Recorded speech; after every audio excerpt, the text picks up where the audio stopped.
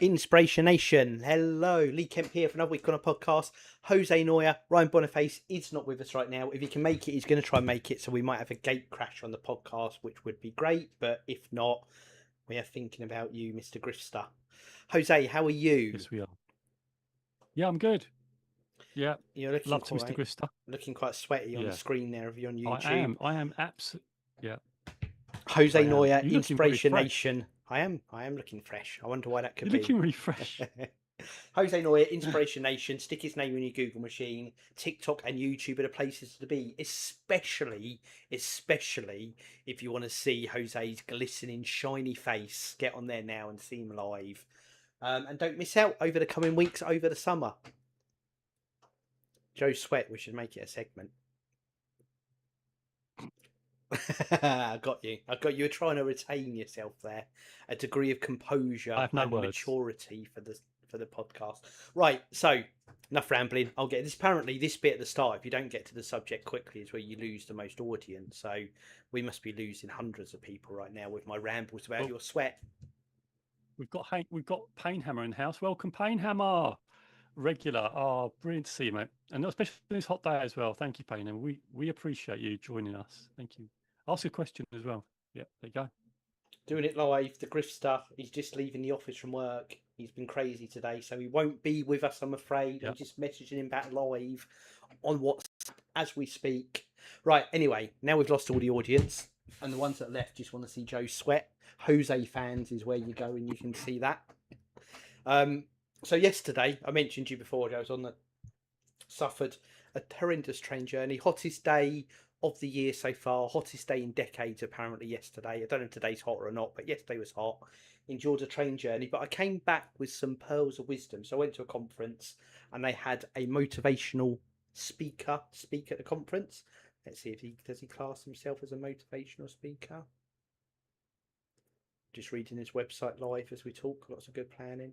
But motivational speaker goes in, helps businesses deal with change, getting the best out of things, getting the best out of yourself, all that good stuff. And he was great. He he does this professionally. He said he does hundreds of talks a year. He gets up and does the time. You can tell. Great polished routine. There was a lot of silly humour in there. I like to think it would be how I'd be if I was up there on stage. He started, and it's real. He's a behavioural scientist, so obviously he ticked a lot of boxes for me, making that sort of stuff. And he's fascinated about why we do things. And I just wanted to recap a few learns from that, because a lot of it is things we talk about here, but some of it from a different slant, a bit of new stuff, and a lot of good reinforcement, because doing all these good behavioural things are habits and you have to build them, and it is easy for them to slip. And I sometimes find if you're hearing stuff where you're like, oh yeah, I've talked about that before, it reinforces it and it validates you and it puts it back in fresh of your mind. So it's really, really good. So part of what he was talking about was why we do things, and he started with a very humorous bit where he had people in horrendous parking spaces and they parked horrendously and made good fun out of it, etc., etc. Talked about the fact that his LinkedIn DMs will be barraged with people in bad parking spaces, which obviously isn't really the point of what he talks about. It was just the opening thing. But he was talking about how we go through life on autopilot, and half our time is on autopilot.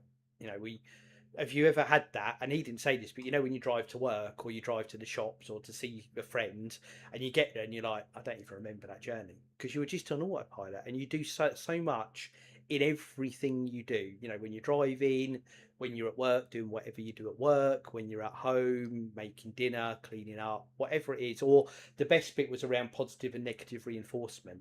So he talked about how, like, when you've got kids at home, and they're just sitting there and they're doing what they should be doing, colouring in or whatever else. I'm literally stealing his whole spiel there now. A lot more of it stuck in my memory than I realised. But you'll see them doing what they should do and not causing trouble, and you'll kind of just give it a look and you walk past. Now, if you've got a dog or a cat and they're just sitting there being good, what do? You go up to, oh, good boy, well done. But there's never that positive reinforcement of people, because you're just in autopilot. They're just doing what they should be doing. You're doing what you should be doing. You motor through. But if you go in the room and they've got their pens out and they've drawn over the walls, no, don't do that. Why are you doing that? And there's so much of a slant towards breaking your autopilot or breaking your pattern for negative and not for positive. And a lot of this talk then was around that, about how you're, a lot of mindfulness stuff, really. You never used the word, but ties with that, about being present, being in the moment, he had something which I think is quite hardcore, and I don't know if I'd do it. I think will be up your street though, Mr. Noya. And I'll get your thoughts on this opening ramble and this bit from him in a second before I tell you some more of his talk. But he's got an app on his phone, and it's linked to like a monastery. So he said, if you're a monk in a monastery, every whatever on a time, the bell rings in the monastery, and everyone just stops whatever they're doing and takes a moment and centers themselves and they're present in the moment. They think about it, and it's that reminder to be conscious and in the moment, and it just goes off every so often. So he's got an app on his phone, and it gives him a beep every 45 minutes. Every 45 minutes, which is just your stop, break, what are you doing, be deliberate about it, be conscious about it, don't be an autopilot. And he said what's amazing, he's had it on his phone for a few years, and this is 45 minutes every day for several years. He can't remember when he preempted it coming. That's how quick the autopilot kicks in, that it always catches him by surprise. And I really, don't get me wrong, like I said, that's quite hardcore, so I don't know if I'd put that on, but there's other tips, and the takeaway, you asked me before we hit this, what's my big takeaway, is in this, how you get yourself to be that more positive than negative, and how you force yourself to be more present in the moment, or change your behavioural pattern thinking, which I really like. So I'll pause for a second there for your initial Jose thoughts before I give you the next bit of the talk. Yeah, I really like it. And I myself go for a mindful walk each morning just to try and don't have my phone out. I just go for a mindful walk just to try and just connect with nature. So it's not more of a pause, but it's just like that morning walk. I really love it. And I really like the idea of that because he's absolutely right. And actually on my Apple Watch, I have a mindful, sometimes, I don't know if you'll get it, but it gets, have a mindful moment. And I did that the other day, but it doesn't always come up. I don't know why, but that's quite good. Yes, it's once a day. Absolutely. I don't know if you get it on yours. I'll be honest, I did, and I think I turned it off. I love the honesty though, but I think there's a lot of value in it because just to stop. How long did you stop for? Just 1 minute or just for a minute? Just 2 for a minutes? minute, just to center yourself. For a minute, yeah, that is not long, is it? It's not long. Not at all. At all. But just about that being really present. good practice. So the next bit, I'll chunk this into three. Next bit, Jez Rose is the guy's name, by the way. Before I do it, Jez Rose, Jezrose. If you Google him, he's on all the platforms. Got his website there with all his details. Bestseller on Amazon with his book that he wrote about all of this sort of stuff. Because he went in, he said his book, he's a couple of bits. He studied businesses, businesses who do good and businesses who do well. And spent a lot of time studying and understanding what that is and what the difference for. This is what turned into the book. I won't take all of that stuff. There's a couple of bits with it I'll get to, but again, it's breaking patterns and being more positive and etc. But not just autopiloting basically.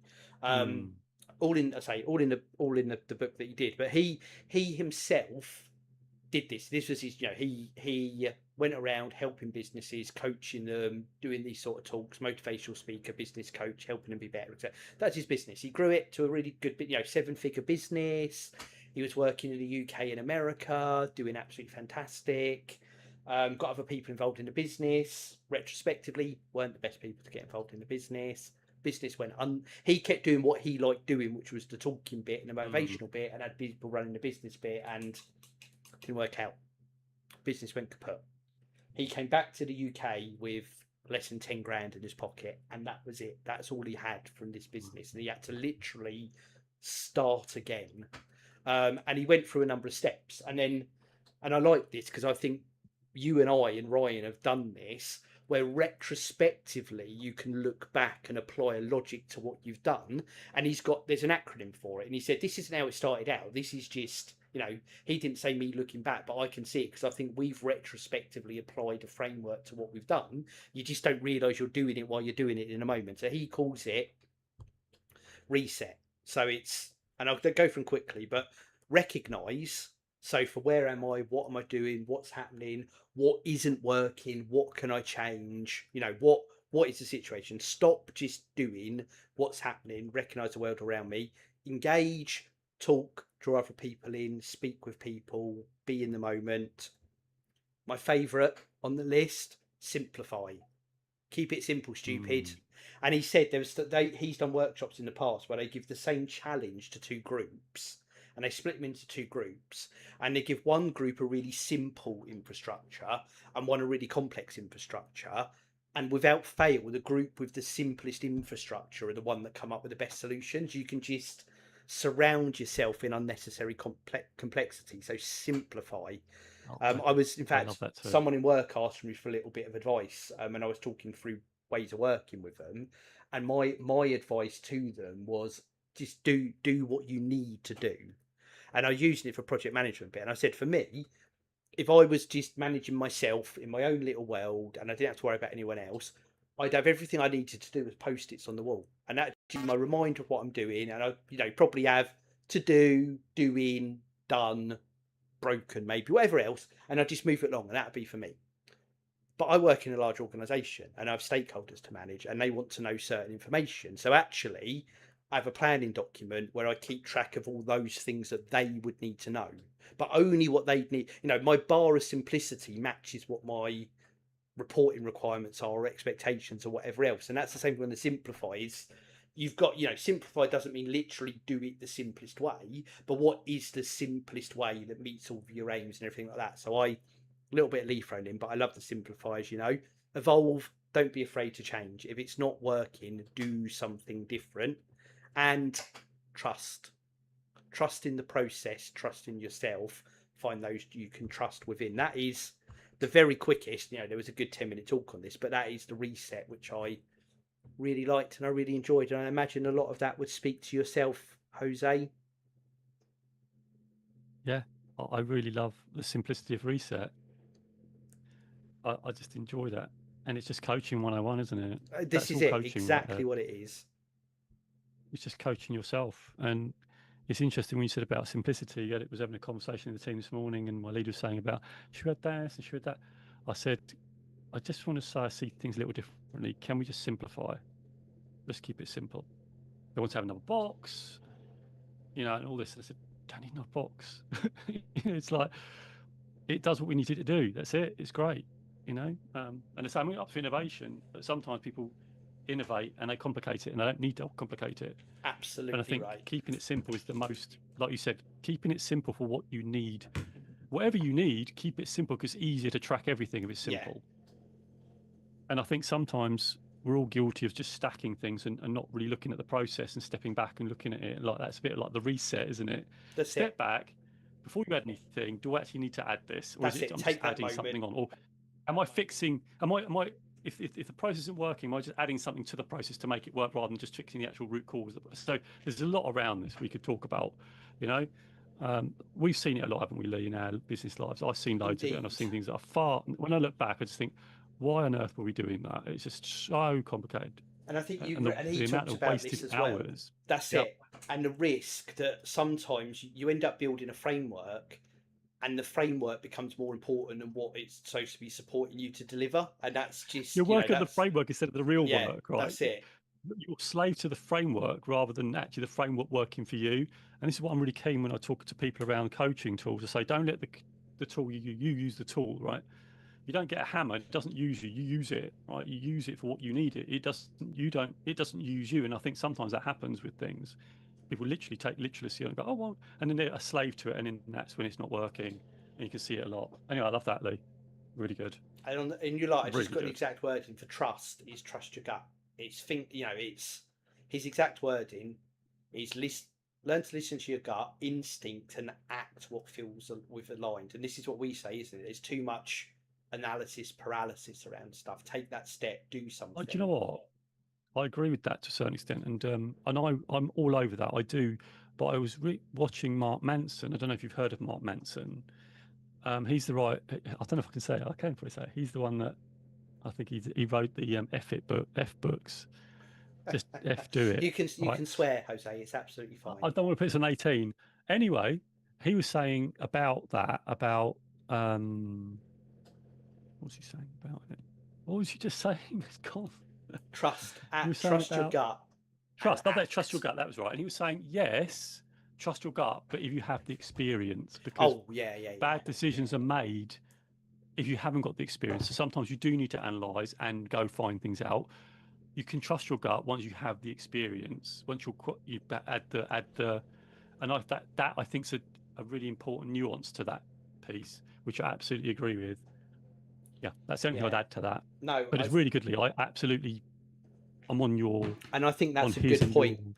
both. Ties in Mm. nicely with the third bit of this, and what you came back to, which is my takeaway. So on the engage point of reset, it's engage with the questions you aren't asking, challenge all assumptions. So he's questions was a big thing for him. What, and he talked about how when, I can't remember what the number was, but he said that, kids, when you're a kid, up to the age of 5 or 10 or whatever the age was, give, you ask, and it was a staggering number. I want to say 40,000, but it was a number in that range of questions of why, because that's kids, isn't it? Why? But we're predisposed to be inquisitive, and then at some point that drops off, and then you just start accepting things and not questioning your challenge. Mm. You'll read someone's opinion, you absorb that opinion. You don't think, is that right? Is that wrong? Is that aligned with my values? You just take it on and you stop. And it's really important to fight that urge, and it's really important to keep questioning, keep asking. Why do we do it? I mean, you'd have, I can't remember if I did these when you were there, but I run sessions in work that are called a why session. Someone else gave me the name Inspiration for them, but it's exactly for that reason. It's just to keep encouraging that inquisitiveness around things, and challenge and see why, and push that. And that leads into which my key takeaway, and it's breaking your patterns in your brain, leaning towards positive rather than negative, and it's the converse of the question. So when someone asks you a question, what we say normally is no because. And his example, Dad, we can go to McDonald's. No, it's closed. Oh, there's people there. No, they're just cleaning it out. It's always no because. And can we change our process for this? No, because of blah blah blah blah blah blah blah. Can we spend some money on? No, because blah blah blah blah blah blah blah. Can we go to Disneyland? No, because blah blah blah blah blah blah blah, etc. etc. Can we do a podcast? No, because blah blah blah blah blah blah blah. Whereas what really you should be saying, can we do a podcast? Yes, if you go and do this and you go and do this and you and help me with this. Rather than no because problem, it's yes if problem. And then how do you solve that problem and how do you move it forward? His example was, and it's a work one, it's like, oh, I need you to help develop this for me. No, because I haven't got the time. That's classic, isn't it? No, I haven't got the time. Whereas it should be, yes, if you could bring in 2 other people to help and they can do this and I can do this and they could help take this off my plate, yes, we can make it happen. And it forces you to be solution orientated, not problem orientated. The subject matter's the same, but it's that different slant. Yes, if forces you, even if, and it's funny, it's not going to do, but I've half said to me, she's like, oh, can we go on holiday in August? And obviously no, because of blah, blah, blah, blah, blah. But it's yes, if. What has to change? What are you moving around to free up those days? What are you moving around to free up that money? Something has to give somewhere, but the answer could be yes, if. And actually, you might then decide, well, the if isn't worth it against what I'm asking for, but you've explored it. But lots of those will be, oh, actually, we could do this, or we could. It just forces that down. I heard a version of this years ago, so I listened to lots of podcasts over the years, and there's one on that where they'd always say that the most and I say because I love it, I love wrestling. I get out a belt maybe to put on the screen with me, and they talk about the creative process because it's all scripted. They come out creative, and so they spend a lot of time in rooms spitballing ideas, throwing around whatever else. And quite often, someone would say, "Oh, what about blah blah blah blah blah?" And the guy talks about sometimes these ideas would be terrible, but if you tell someone no, what we're going to do instead is like defensive straight away. That's not. But he says, "Oh, that's really good." But what if also? And you start to shape the idea and mold it and move it. And he said, "What if?"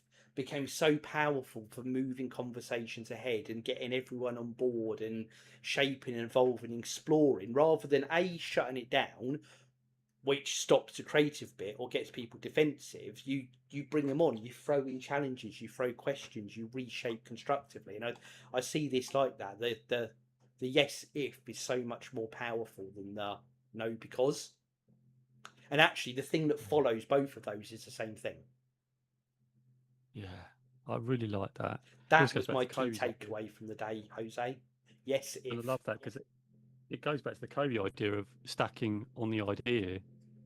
You've got an idea, and then you stack on top of it, and by the end of it, you've got this different idea, but it's fought on the foundation of those other ideas that weren't quite right, but you shaped, and I think that's fantastic. Yes, if is great. I love that. Yeah, so that Yes, was if my. we drop this. Yes, if we do this. Yes, I love that. I just, I've written it down because I like it so much. I took it with me, and in fact, we got Yeah. back home, Yes, and if we we were can drop. I'm talking, thinking yes, if and we we. create the time for this. Yes, if we That's it. drop that, That's I can see it's exactly working it. so good. That's how I see it It's as well. just a good. It's It's a much. It's a great framing technique. That and it's actually, a what great you're frame. doing, if someone's bringing you something, you're bringing them in on the solution with you. Yes, if, and then they're involved in the decision process about what those ifs are they worth it, are they not, where do we go. I just think it's Yeah, so powerful. You immediately start thinking, I well, do. what could I do with that, rather than just putting up those, because we all do it. Blockers are so easy to do, haven't you? You've Yeah. predisposed all these things in your head. Oh, I love that because it reminds me to the book, the growth mindset book, where um, not yet, and the yet thing as well. It reminds me a little bit of that, Yeah, where oh, it's not no, not yet, but it's a possibility, and it's sort of along those sort of lines, which I absolutely love. Yeah, well, yeah, I'll build a business, not yet, but we do this, then yeah. and it's that sort of mindset which I absolutely love, and I think that just bolds lovely into that. Yeah. So always adding yet at the end. Yes, if. Oh, I'm loving that already. I was just thinking that fits so I lovely into thought the it'd be framework, right doesn't up it? your street. I thought that when I heard it yesterday, but Yeah. that Yeah, was and I mine. A think, really powerful takeaway for me. That was for a yeah, concept in your head. I think it's lovely because I think, so much negativity. And look, you still have to be pragmatic. There is that, but I think there's too much of the other way. And I think this yes if helps you analyze it in a pragmatic way because it allows you to apply resources, whatever you need to do, in a That's small it. way. And again, And going it's back to James Clear, what's the smallest thing we could do? Yes, if we do this in a small way, right? yes, What's yes, we could do a really small step in this direction, see what happens. I mean, well, there you go. It's just coaching 101, isn't it? 100%, 100%. And it just, yeah, like I said, it pushes that positive rather than negative slant on things. We said it just gets the thought process going, and it breaks the patterns, and that's what I took from it. I say this Yeah. is I'm just trying to find the what is it? Yeah, the Jez Rose. So oh no, that Jez Rose. Jez Rose is his name. That JezRose.com is his website. He is on all of the platforms. Let me see if I've got a list of them here, and I can throw them all out to you. And while we're doing that, audience, we're waiting for Lee to do that. Audience, are you going to use it? Yes, if you are, let us know. Drop us a little message. What is your biggest takeaway from this episode of the podcast? I'd love to know. Absolutely. A So dead air he there. is. I'm very sorry. That's very bad of me, isn't it? That Jez Rose on the Instagram. Just keep listening. Keep listening. That Jez Rose on Instagram. He is on the YouTube, much like us, at that Jez Rose, and on the TikTok, Jose, where you are right now. People on there right now. They can have a look. Oh, I might have to And again, look 'em up. at that Jez Rose is there as well on TikTok. I'm not popping him on TikTok. I'll follow him on TikTok, and yeah, that'd be good. Yeah, all the details there. He's I got his like link that. tree on there. Give it a go. I say he was the inspiration for today, and my takeaway, no surprise, is of course, yes, if. And I want that to be your I think that's mine takeaway the too, same, 'cause Jose. That's it. I love it. Love it. it is because it is very powerful. So I love it. Yeah, love that. Everyone out there in Inspiration Land, we want to hear you saying yes, if in your thought process as well. Again, as always, we thank everyone out there. This is our rambling thoughts of our own development journeys we've been going on for the last 7+ years now, that I think has made us better people. Yes. Jose's slightly sweatier person today, but besides that, he's a better person. I am literally dripping. You are Yeah. struggling, aren't you? I need to get out of my little room in a minute as well, because it is a But you're warm going to like me day. otherwise. But we'd say we appreciate everyone out genuinely. It's, this is our reason to keep developing, doing this. We love all the engagement. Again, Jose Noya, Inspirational, stick it in your Google machine, YouTube and TikTok. Loads of great content going on there all the time, so you can get your fill of Jose. And if you are a follower, you'll be told when we go live each and every week. You can get involved with the show, speak with Jose, and even myself and Ryan, if you're so inclined. I think all that's left for me to do is count us down. We'll be back next week. I'll say 3, 2, 1. Inspiration Nation. Catch you guys later. Catch you guys later.